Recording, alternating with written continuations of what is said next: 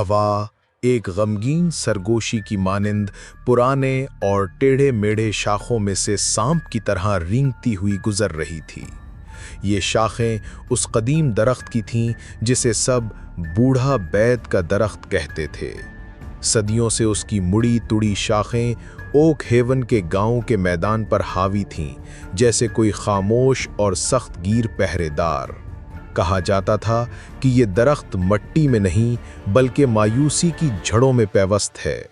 लोग कहते थे कि ये इतना पुराना है कि कोई भी उसकी उम्र याद नहीं कर सकता, और उसके बुढ़ाते के साथ एक खौफनाक शोहरत जुड़ी थी। ये आसेब ज़दा है, नस्लों के जमाशुदा दुख और अजियत से भरा हुआ।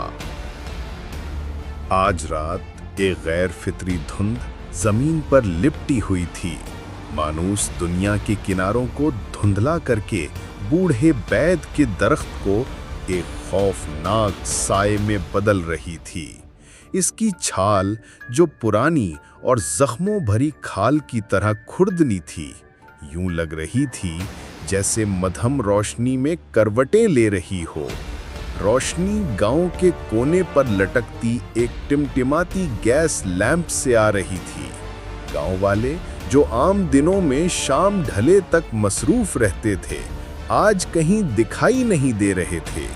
इनके घरों के दरवाजे और खिड़कियां सख्ती से बंद थे, गोया बढ़ती हुई तारीकी और उस दरख्त के खौफ से पनाह ले रहे हों। अचानक एक भारी और करख्त सा कराहने का आवाज सुनाई दी। ये आवाज हवा की नहीं थी, बल्कि दरख्त के तने की गहराइयों से आती महसूस हुई। एक नौजवान औरत एलिजा, जो एक भूला हुआ टोकरा लेने बाहर आई थी, साकित हो गई। उसकी सांस गले में अटक गई और हड्डियों तक सर्द खौफ उतर गया।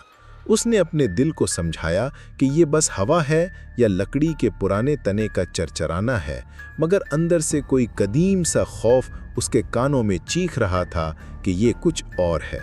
वो आवाज़ दोबारा गूंजी, इस बार और करीब से, और साथ ही एक हल्की सी खराचने की आवाज़ भी सुनाई दी, जैसे किसी ने नाखून खुरदुरे तने पर रगड़ दिए हों।